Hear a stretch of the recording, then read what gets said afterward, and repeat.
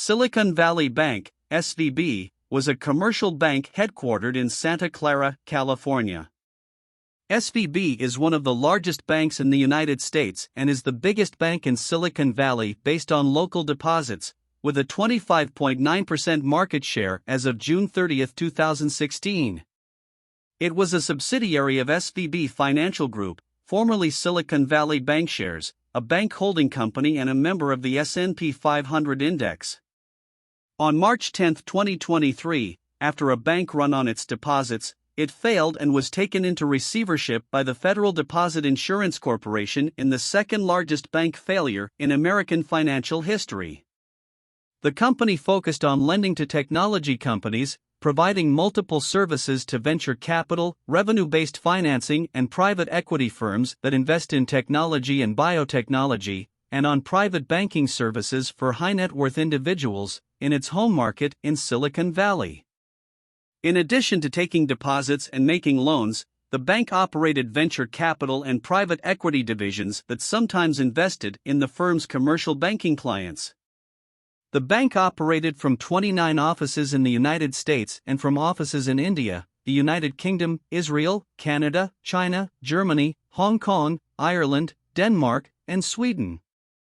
Starting off with the initial years, Silicon Valley Bank, SVB, was founded as Silicon Valley Bankshares in 1983 by Bill Biggerstaff and Robert Medeiros over a poker game. Its first office opened in 1983 on North 1st Street in San Jose. The Palo Alto office opened in 1985. The bank's main strategy was collecting deposits from businesses financed through venture capital.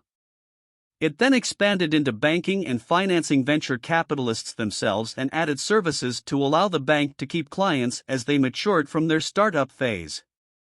In 1986, SVB merged with National Intercity Bancorp and opened an office in Santa Clara. In 1988, the bank completed its IPO, raising $6 million. In the same year, they opened another office in San Jose. In 1990, the bank opened its first office on the East Coast, near Boston, to serve the Route 128 tech corridor.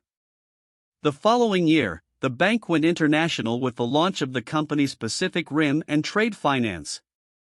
By the mid-1990s, the bank had provided early venture capital to Cisco Systems and Bay Networks.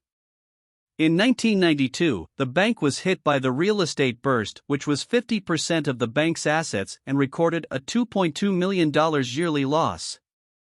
In 1993, the bank's founding CEO, Roger V. Smith, was replaced by John C. Dean. Smith became vice chairman of the bank. Smith left in 1994 to launch the Smith Venture Group. In 1994, the bank launched its premium wine practice activities. In 1995, the bank moved its headquarters from San Jose to Santa Clara.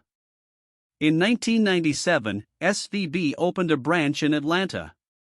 In 1999, the company was reincorporated in Delaware.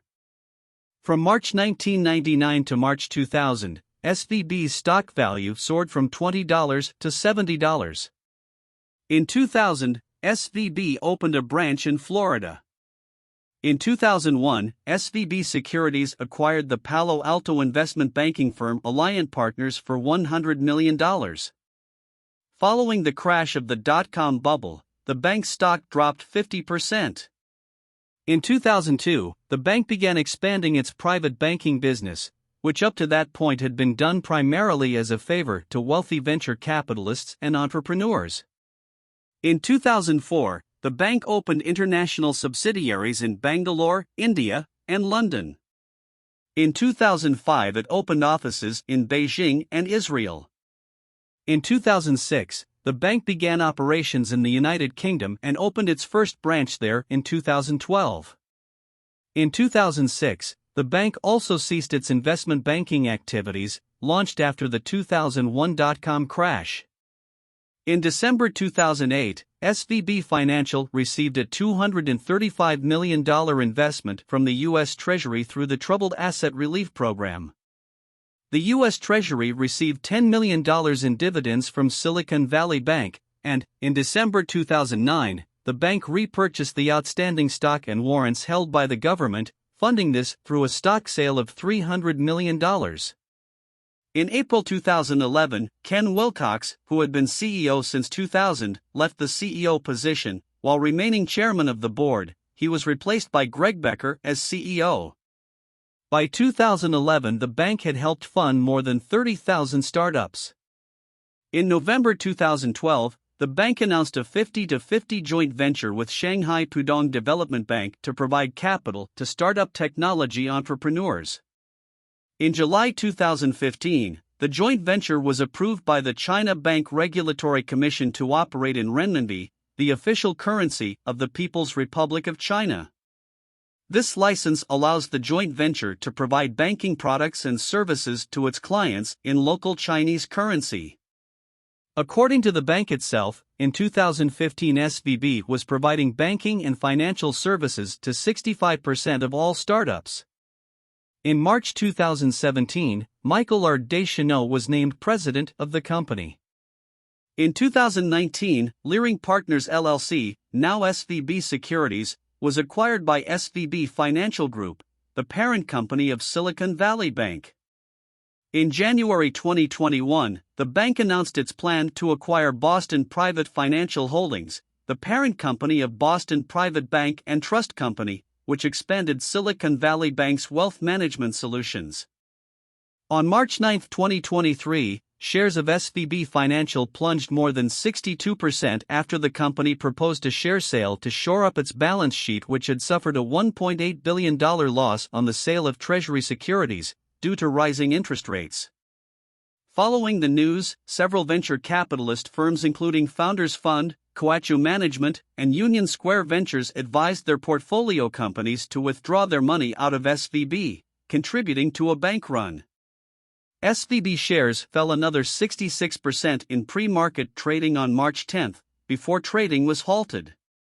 Later on March 10, the bank was shut down by the California Department of Financial Protection and Innovation, citing inadequate liquidity and insolvency. The state regulator appointed the Federal Deposit Insurance Corporation as receiver. The FDIC transferred insured deposits to a new institution, the Deposit Insurance National Bank of Santa Clara. The failure of SVB was the largest of any bank since the 2008 financial crisis and the second largest in U.S. history. Outside of the U.S., the Bank of England issued a statement that it sought a court order to place the United Kingdom subsidiary of the bank into a bank insolvency procedure. In China, Shanghai Pudong Development Bank issued a statement that its joint operations with SVB were not impacted by the collapse of the U.S. subsidiary.